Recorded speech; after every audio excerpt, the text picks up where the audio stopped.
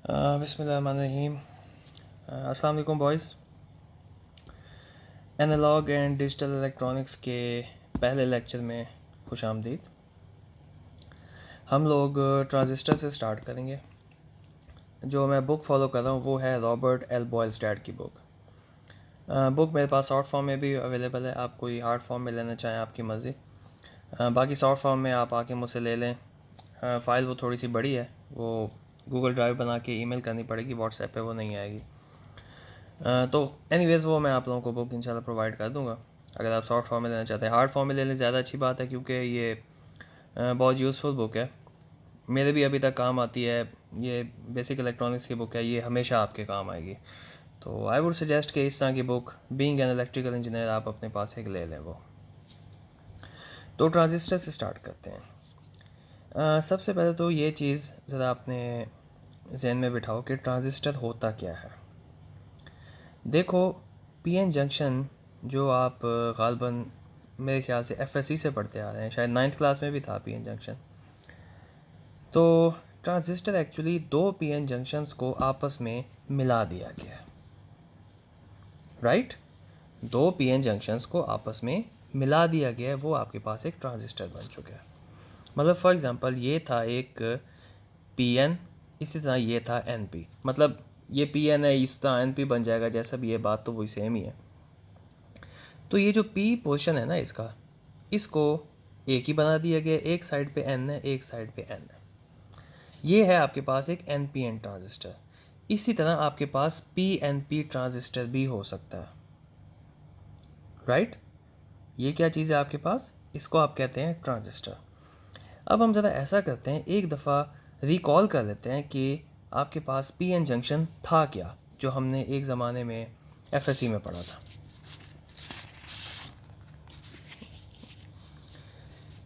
PN junction आपके पास इस तरह है कि इसके दो पोर्शन है, एक है पी टाइप, एक है एन टाइप। आप लोगों को याद होगा, मैं उसकी डिटेल में नहीं पढ़ूँगा, कि यहाँ पर एक फालतू होल होता है हर एटम के अंदर, हर मॉलिक्यूल के अंदर। यहाँ पे हर मॉलिक्यूल के अंदर एक फालतू इलेक्ट्रॉन होता है। मतलब अगर आप डॉप कर दें सिलिकॉन को बोरॉन के साथ तो एक होल मिल जाता है आपके पास, और अगर आप डॉप कर दें सिलिकॉन को फॉस्फोरस के साथ तो आपको मिल जाता है एक इलेक्ट्रॉन एक्स्ट्रा। तो यहाँ पे आपके पास मेजॉरिटी चार्ज कैरियर्स जो हैं वो हैं होल्स, यहाँ पर मेजॉरिटी चार्ज कैरियर्स आपके पास इलेक्ट्रॉन्स हैं। आप सिर्फ यही चीज़ ध्यान में रखें कि यहाँ पे होल्स हैं, चंद एक गिने चुने इलेक्ट्रॉन्स हैं माइनॉरिटी में, यहाँ पे इलेक्ट्रॉन्स हैं, चंद एक गिने चुने होल्स हैं। ओके, ये इस तरह से ना आपके पास एक जंक्शन होता है। अभी इसको जो दरमियान वाला है ना, इसको अभी छोड़ दो। अब हम पता करते क्या है, अब हम करते इस तरह हैं कि इसी पीएन जंक्शन को अगर मैं इस तरह से कनेक्ट कर दूं कि पी टाइप के साथ मैं बैटरी का पॉजिटिव टर्मिनल लगा दूं, एन टाइप के साथ मैं बैटरी का नेगेटिव टर्मिनल लगा दूं, फिर क्या होगा, फिर इस तरह से होगा कि ये वाला जो एन टाइप है, जहाँ पर आपके पास इलेक्ट्रॉन्स ही इलेक्ट्रॉन्स हैं, ये जब इधर से इलेक्ट्रॉन्स आएंगे नेगेटिव साइड से, यहाँ से जैसे ही इलेक्ट्रॉन्स आएंगे ये इस इलेक्ट्रॉन्स को रिपेल करेंगे, right. Like charges repel each other. तो ये जो इलेक्ट्रॉन्स हैं ये पी टाइप में जाना शुरू हो जाएंगे। ओके, यहाँ से इलेक्ट्रॉन्स रिपेल होंगे और इलेक्ट्रॉन्स इधर पी टाइप में जाना शुरू हो गए। इलेक्ट्रॉन्स के जाने की वजह से इस जगह पे आप लोगों के पास पॉजिटिव चार्जेस एक्यूमुलेट हो जाएंगे, राइट।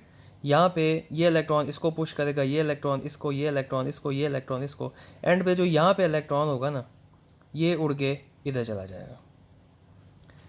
ये इलेक्ट्रॉन जब इधर गया तो यहाँ पे आपके पास सारे के सारे पॉजिटिव चार्जेस एक्यूमुलेट हो गए, और यहाँ पे चूँकि इलेक्ट्रॉन्स की ज़्यादती हो गई, ज़्यादा इलेक्ट्रॉन्स हो गए, तो यहाँ पे आपके पास इसी एक पोर्शन में आपके पास नेगेटिव चार्जेस एक्यूमुलेट हो गए। ओके, तो इस तरह से आपका करंट भी फ्लो करता है, लेकिन ये छोटा सा इधर बैरियर है। सिलिकॉन के केस में 0.7 वोल्ट से ज़्यादा जब आप वोल्टेज देते हैं तो ये जो इलेक्ट्रॉन्स होते हैं वो इस बैरियर को क्रॉस कर जाते हैं। अगर 0.7 से कम वोल्टेज है तो इस बैरियर को क्रॉस नहीं कर पाएंगे। ये आपने जब डायोड भी पढ़ा था तो उसमें भी आपने देखा होगा, जब आपने डायोड के एक्सपेरिमेंट्स भी किए होंगे तब भी आपको पता होगा कि 0.7 वोल्ट आपके पास बैरियर वोल्टेज है। 0.7 वोल्ट से ज़्यादा फॉरवर्ड बायस में कनेक्ट करना होता है तो तब आपके पास डायोड में करंट फ्लो करता है। इसको हम लोग कहते हैं फॉरवर्ड बायस। और याद रहे कि फॉरवर्ड बायस में करंट फ्लो करता है। अब ज़रा आते हैं रिवर्स बायस की तरफ। रिवर्स बायस में क्या है?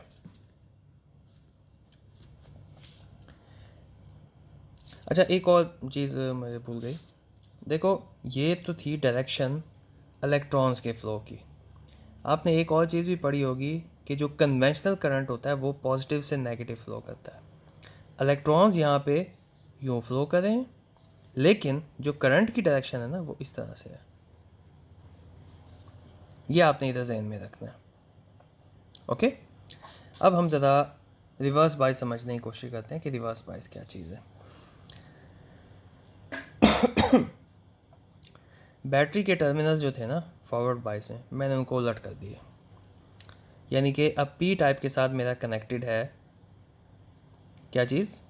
नेगेटिव टर्मिनल ऑफ बैटरी, और एन टाइप के साथ मेरा कनेक्टेड है positive terminal of the battery, right. अब क्या होगा, यहाँ पर एन टाइप में आपके पास इलेक्ट्रॉन्स हैं majority charge carriers, P type में आपके पास होल्स हैं मेजॉरिटी चार्ज कैरियर्स। ये जो इलेक्ट्रॉन्स हैं ना ये बैटरी के पॉजिटिव टर्मिनल की तरफ यहाँ पे अट्रैक्ट होंगे। इसी तरह ये जो होल्स हैं ये इधर negative terminal of the battery की तरफ अट्रैक्ट होंगे। और अगेन वही चीज़, ये इलेक्ट्रॉन इसको पुश करेगा, ये इसको पुश करेगा, ये इसको पुश करेगा, ये इधर होना शुरू हो जाएंगे। जब ये इलेक्ट्रॉन्स इधर होंगे तो ये वाला जो जगह है ना यहाँ पे, इधर आपके पास पॉजिटिव चार्जेस एक्यूमुलेट हो जाएंगे। सिमिलरली यहाँ से होल्स यहाँ जाएंगे तो यहाँ पे आपके पास नेगेटिव चार्जेस एक्यूमुलेट हो जाएंगे। ओके, रिवर्स बायस के अंदर जो आपके पास ये जो बैरियर होता है ये बहुत थिक होता है, यानी कि इसके अक्रॉस वोल्टेज ज़्यादा डेसिपेट हो सकती है, ये इसकी रेजिस्टेंस ज़्यादा होती है। Got it? तो अभी तक हमने क्या सीखा? अभी तक हमने यही सीखा कि फॉरवर्ड बायस के अंदर करंट फ्लो करता है और इसका जो पोटेंशियल बैरियर है ये बहुत कम होता है, पतला होता है। 0.7 वोल्ट के से ज़्यादा जब वोल्टेज होगी तो ये इसको ओवरकम कर जाएगा। लेकिन रिवर्स बायस के अंदर ये जो पोटेंशियल बैरियर होता है ये बहुत ज़्यादा होता है, बहुत ज़्यादा वोल्टेज चाहिए इसको ओवरकम करने के लिए। लेकिन इसके बावजूद रिवर्स बायस में लीकेज करंट फ्लो कर रहा होता है। ऑलवेज रिमेंबर, रिवर्स बायस भी हो उसमें लीकेज करंट फ्लो करता है रिवर्स के अंदर भी, इवन कि नेगेटिव डायरेक्शन में भी। कुछ इलेक्ट्रॉन्स और होल्स, इलेक्ट्रॉन्स इधर उधर जंप कर रहे होते हैं आपके पास, ये जो पोटेंशियल बैरियर होता है ना, इसके बावजूद भी लीकेज करंट यहाँ पे फ्लो करता है। तो एनीवेज, आई होप कि ये आपको थोड़ा सा रिकॉल हो गया होगा। Now coming back to transistor. अब क्या है, वही आपके पास जो पीएन जंक्शन है ना, आपने इसको इस तरह से बना लिया कि साइड से आपके पास दो एन रीजन है, दरमियान में आपके पास एक पी रीजन है। इनफैक्ट इसका स्ट्रक्चर ज़रा इस तरह का नहीं होता, मतलब वो ज़रा बड़ा सा कलेक्टर होता है, बिल्कुल छोटा सा भी होता है। अगर आप इसकी ओरिजिनल डायग्राम देखें ना वो थोड़ा सा डिफरेंट होता है, लेकिन समझाने के लिए वो इस तरह से बनाते हैं इसको। तो खैर, यहाँ पे आपने एक चीज़ में रखनी है कि जो विड्थ है कलेक्टर की वो सबसे ज़्यादा होती है, एमीटर की विड्थ उससे कम होती है, बेस की विड्थ सबसे कम होती है। यहाँ पे आप देख सकते हैं कि जो कलेक्टर है इसके तीन हिस्से होते हैं, एमीटर, बेस और कलेक्टर। एमीटर जो है ना इसको आपने देखा मैं थोड़ा सा चौड़ा बनाया, बेस को मैंने बिल्कुल ही छोटा सा बनाया, और जो सॉरी मैं उल्टा बोल गया, कलेक्टर को मैं थोड़ा चौड़ा बनाया, बेस को बिल्कुल ही छोटा बनाया, एमीटर को इन दोनों के दरमियान का बनाया। इसी तरह जो डोपिंग होती है ना, डोपिंग सबसे ज़्यादा एमीटर में होती है। डोपिंग का मतलब क्या होता है? डोपिंग का मतलब है कि यहाँ पे मेजॉरिटी चार्ज कैरियर्स सबसे ज़्यादा है अगर डोपिंग इसकी ज़्यादा है तो, राइट। मतलब जिस तरह ये मैंने डायग्राम बनाई है, यहाँ पे आप देखें एमीटर के अंदर मैंने ये जो इलेक्ट्रॉन्स है ना बहुत ज़्यादा थिक से बनाए हैं, कलेक्टर में मैंने उतने थिक नहीं बनाए, और बेस में सबसे कम होते हैं। डोपिंग का मतलब है जो आपके पास चार्ज कैरियर्स हैं वो कितने इसके अंदर डेंसिफाइड हैं, राइट। तो आपके पास NPN भी हो सकता है ट्रांजिस्टर, PNP भी हो सकता है। PNP का मतलब ये है कि एमीटर और कलेक्टर P टाइप है, और दरमियान में जो आपके पास बेस है ना वो N टाइप है। तो विड्थ का भी आपको समझ आ गई, डॉपिंग भी आज समझ आ गई अभी आपको। इस तरह से क्यों होता है ये थोड़ी देर में आपको समझ में आएगा अभी। अच्छा, ये इसका सिंबल है, ये सिंबल है NPN का, ये सिंबल है PNP का। यहाँ पे फ़र्क क्या है? यहाँ पे फ़र्क सिर्फ यही है कि बेस और एमीटर के दरमियान में ना एक एरो लगाया हुआ। अब बेस और एमीटर यहाँ पे अगर आप NPN देखें, आपको ये चीज़ पता है कि जो करंट की डायरेक्शन होती है कन्वेंशनल करंट की, वो पॉजिटिव से नेगेटिव चार्ज की तरफ होता है। तो बेस और एमीटर के दरमियान में आप देखें ये P है, ये N है, तो करंट P से N की तरफ फ्लो करेगा, यानी कि बेस से एमीटर की तरफ। तो NPN के केस में मैंने एरो नीचे की तरफ लगाया, लेकिन जब मैं PNP का सिंबल बना रहा हूँ तो मैंने एरो ऊपर की तरफ लगाया। उसकी रीज़न क्या है? यहाँ पे बेस N है, एमीटर P है, तो करंट एमीटर से बेस की तरफ फ्लो कर रहा है। दैट्स वाई मैंने इसका जो एरो है ना वो एमीटर से बेस की तरफ लगाया। ओके, नॉर्मली स्टैंडर्ड यही नोटेशन फॉलो होती है, बॉयलस्टैड ने ये फॉलो किया तो देयरफॉर हम भी यही फॉलो करेंगे जो हम बुक फॉलो कर रहे हैं। कलेक्टर बेस एमीटर, ऊपर C लिखते हैं, P और नीचे E लिखते हैं। अगर थोड़ी बहुत कॉन्फ़िगरेशन चेंज करनी है तो इसको उठा के यूँ बना देंगे, इसको उठा के यूँ बना देंगे, खैर इस तरह की चीज़ें हम लोग करते रहेंगे। अच्छा, अब ट्रांजिस्टर का जो लफ्ज़ है ना ये निकला है ट्रांसफ़र प्लस रजिस्टर से। इसकी फिर आपको बाद में समझ आएगी। ट्रांजिस्टर के बारे में एक और चीज़ भी है, मैं आपको बताता चलूँ। ट्रांजिस्टर के बारे में ये कहा जाता है कि इट हैज़ रेवोल्यूशनराइज टेक्नोलॉजी, और ये वाकई सच है।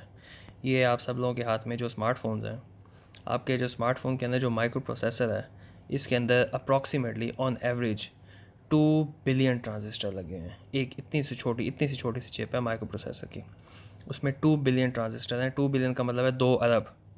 It's a huge number. इतने सारे ट्रांजिस्टर्स आपके चिप के ऊपर लगे हैं जो आपके स्मार्टफोन में माइक्रो प्रोसेसर की चिप है, और इसने 1947 में ये ईजाद हुए थे, तब से ही कंप्यूटर्स आना शुरू हुए और इसने रेवोल्यूशनराइज कर दिया चीज़ों को। तो एनीवेज, अब ज़रा इसके जंक्शन के बारे में देखते हैं। ये दरमियान में मैं लिखा हुआ है J1 और J2।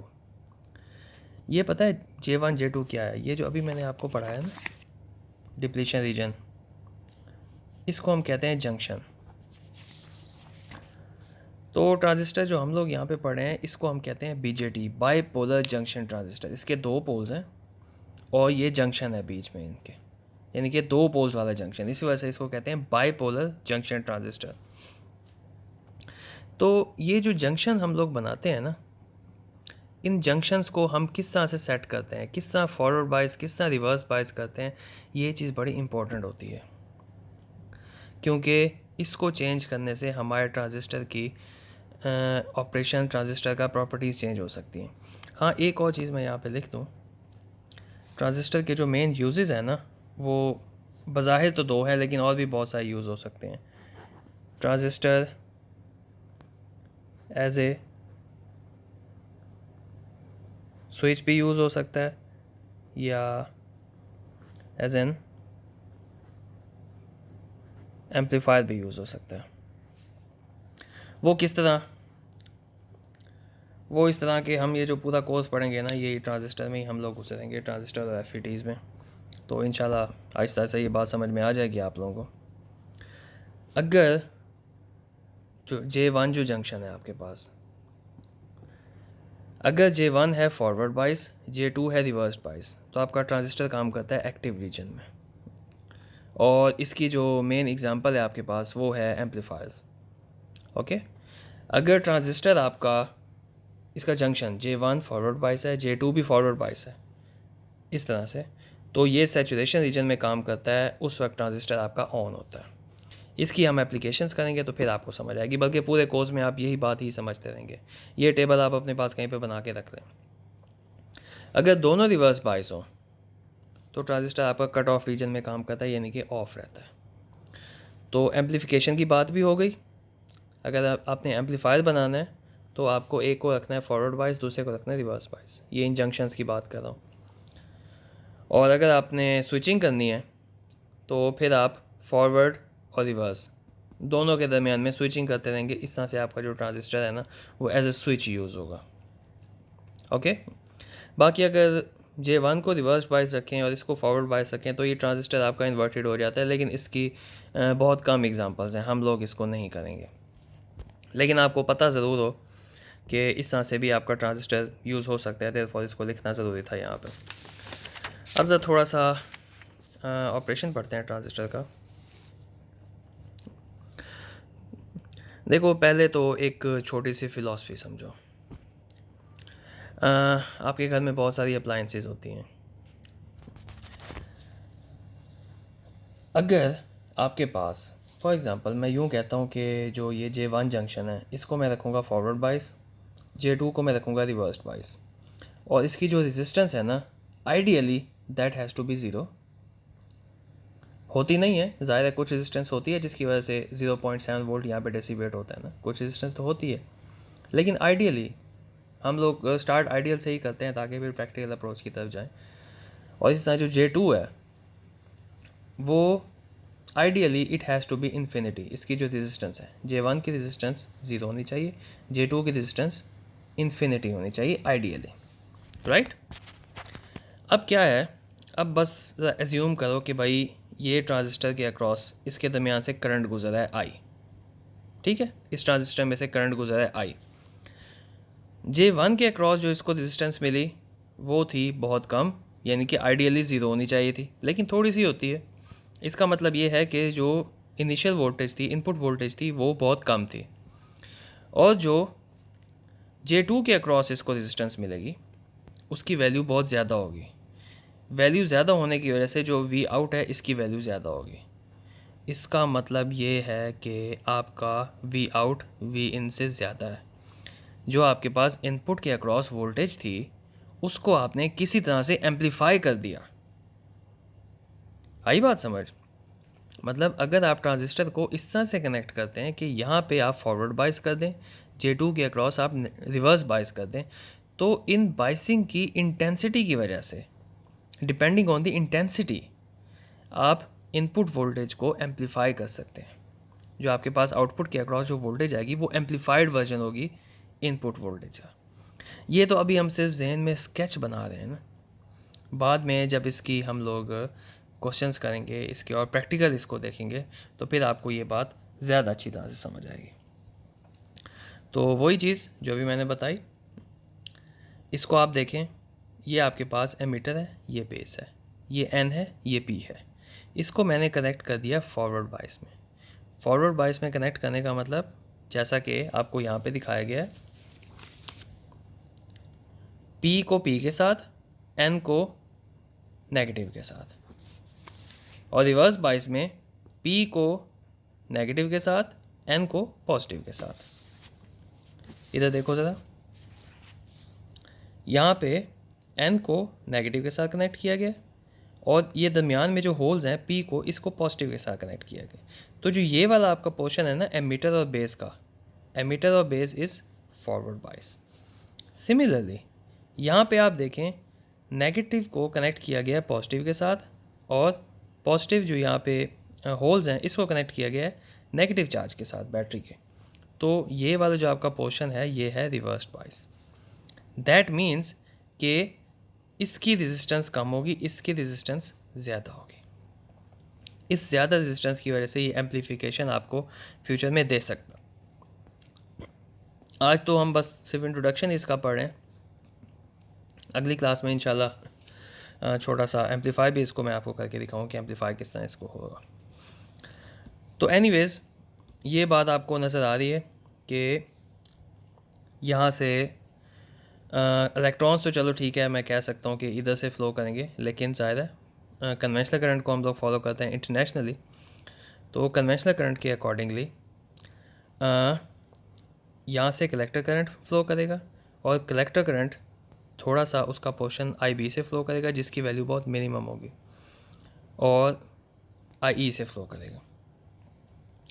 अब होगा क्या एक्चुअली, होगा ये कि ये जिस तरह फॉरवर्ड बाइस है, इलेक्ट्रॉन्स इधर से आए, इन इलेक्ट्रॉन्स ने इनको पुश किया, फॉरवर्ड बाइस का जिस तरह से कनेक्शन बनता है, तो ये इलेक्ट्रॉन्स कुछ इधर आए, इसके अलावा मेजॉरिटी जो इलेक्ट्रॉन्स है ना वो यहाँ चले गए। ओके, मेजॉरिटी इलेक्ट्रॉन्स यहाँ चले गए। मेजॉरिटी इलेक्ट्रॉन्स यहाँ क्यों गए, उसकी रीज़न ये है कि इसका एरिया बहुत बड़ा है और इसके अंदर डोपिंग बहुत कम है। इसका एरिया बहुत छोटा है। जब ये सारे इलेक्ट्रॉन्स यहाँ पर आएंगे, यहाँ पे उनके पास सारे मतलब होल्स को तो ऑक्यूपाई नहीं करेगा ना, यहाँ पे होल्स बहुत कम है क्योंकि इसकी डोपिंग बहुत ज़्यादा है। इसकी डोपिंग बहुत कम है, इसकी डोपिंग बहुत ज़्यादा है। मतलब आप यूँ कह लें कि ये 10,000 इलेक्ट्रॉन्स हैं, यहाँ पे चंद 100 होल्स हैं। ये 10,000 जब आएंगे चंद 100 होल्स के साथ तो वो कनेक्ट हो जाएंगे, लेकिन बाकी किधर जाएंगे, बाकी यहाँ पे चले जाएंगे। जबकि ये जो जगह है यहाँ पे इनके पास स्पेस बहुत ज़्यादा है, कलेक्टर की विड्थ बहुत ज़्यादा होती है, देयरफॉर ये इधर आ जाएंगे। उसके बाद यहाँ पे इनके पास पॉजिटिव चार्ज है, ये बड़ी आराम से ये करंट इधर से इलेक्ट्रॉन्स यहाँ से फ़्लो करना शुरू कर देंगे। ये जो एरोस लगे हुए हैं ये कन्वेंशनल करंट के एरोस हैं। ओके, तो जितने इधर ड्रॉप हो गए, बाकी जो बचेंगे इलेक्ट्रॉन्स वो यहाँ से इधर से फ़्लो करना शुरू कर देंगे इधर से। तो एनीवेज इस तरह से आपका ट्रांजिस्टर काम करता है। मज़ीद हम एप्लीकेशन देखेंगे, आपको डिटेल से समझ में आएगी। तो और क्या चीज़ आ गई यहाँ, ये चीज़ आ गई आईसी जो है ना, यहाँ पे एक तो आईई की वजह से जो आईसी में आएगा वो होगा मेजॉरिटी चार्ज कैरियर्स की वजह से। बाकी यहाँ पे रिवर्स बायस के अंदर थोड़ा सा लीकेज करंट भी होगा, वो आईसी माइनॉरिटी की वजह से होगा। आईसी जो होता है मेजॉरिटी और माइनॉरिटी का सम होता है, और आईई कलेक्टर और आईबी ये सिंपल सा आपके पास किरचॉफ करंट लॉ है, आप लोगों को ये चीज़ तो पता ही होगी। तो खैर मेरे ख्याल से ये थोड़ा सा कॉम्प्लिकेटेड चीज़ें, मैं यहाँ पे इसको रोक देता हूँ। बाकी इंशाल्लाह नेक्स्ट क्लास में फिर इसको देखते हैं। अभी चूँकि कुछ रीज़न की वजह से पिछले वीक लेक्चर नहीं हो सका, तो अब लैब भी आप लोगों को करवानी है इसकी। तो पहले मैं आप लोगों को कॉन्फ़िगरेशन पढ़ाऊँगा, कॉमन बेस कॉन्फ़िगरेशन, फिर उसी की ही लैब आप लोगों को दे दूँगा मैं। तो इंशाल्लाह thank you so much, see you then.